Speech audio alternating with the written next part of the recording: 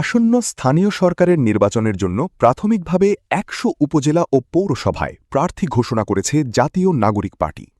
রোববার ১০ মে বিকেলে দলটির অস্থায়ী কার্যালয়ে এক জাতীয় নাগরিক পার্টির মুখ্য সংগঠক সার্জিস আলম প্রার্থীদের নাম ঘোষণা করেন।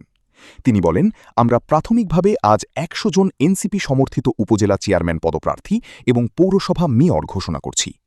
সার্জিস আলম বলেন, স্থানীয় সরকার নির্বাচনের জন্য হাজারের বেশি অ্যাপ্লিকেশন জমা হয়েছিল। সেই থেকে আমরা প্রাথমিকভাবে ১০০ জনের নাম ঘোষণা করছি। আগামী ঈদের আগেই আমরা আশা করছি এ মাসের ২০ তারিখে দ্বিতীয় ধাপে আবারও ১০০ জন প্রার্থীর নাম ঘোষণা করব। আমাদের এই নাম ঘোষণা প্রক্রিয়া চলতে থাকবে। পুলিশ কোনো দলের নয়, বিধিবদ্ধ আইন অনুযায়ী পুলিশ প্রশাসন পরিচালিত হবে বলে মন্তব্য করেছেন প্রধানমন্ত্রী তারেক রহমান।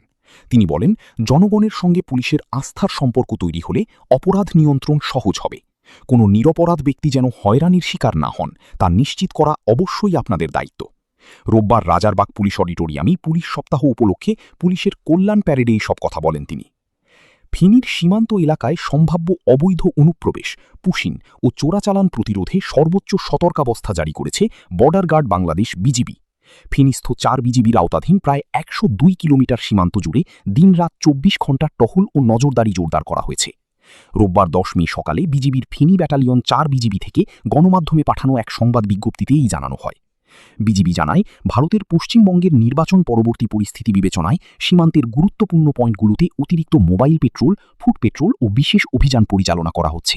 একই সঙ্গে সব বিওপি ও টহল দলকে বিশেষ নির্দেশনা দেওয়া হয়েছে।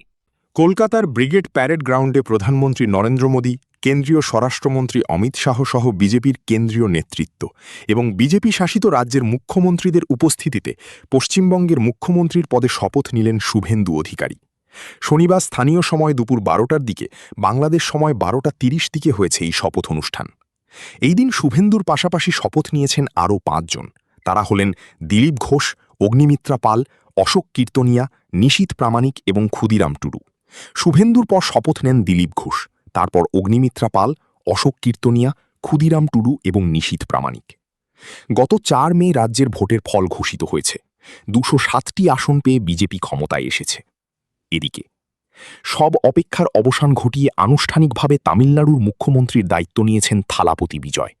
শনিবার শপথ নিয়ে প্রথমেই জানিয়েছেন, যেসব গ্রাহক মাসিক ৫০০ ইউনিটের কম বিদ্যুৎ খরচ করেন তাদের বিনামূল্যে ২০০ ইউনিট বিদ্যুৎ দেওয়া হবে। এছাড়া নারীদের নিরাপত্তার জন্য বিশেষ ব্যবস্থার নির্দেশ দিয়েছেন তিনি। দায়িত্ব নিয়ে থালাপতি তার প্রথম ভাষণে বলেছেন, নারীদের নিরাপত্তার পাশাপাশি মাদকের বিরুদ্ধে ব্যবস্থা নেব আমি। এছাড়া শিক্ষা, স্বাস্থ্য, পানি, কৃষক এবং জেলেদের জন্যও কাজ করবেন তিনি। ইরানের বিরুদ্ধে হামলা চালানোর আগে ইরাকে গোপনে একটা ঘাঁটি তৈরি করেছিল দখলদার ইসরায়েল।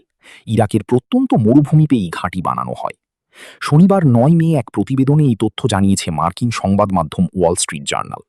একাধিক মার্কিন কর্মকর্তা ও সূত্র জানিয়েছেন, গত ২৮ ফেব্রুয়ারি ইরানে হামলা চালানোর আগেই ঘাঁটি তৈরি করা হয়। এখান থেকে ইসরায়েলি বিমান বাহিনীকে লজিস্টিক সহায়তা দেওয়া হয়।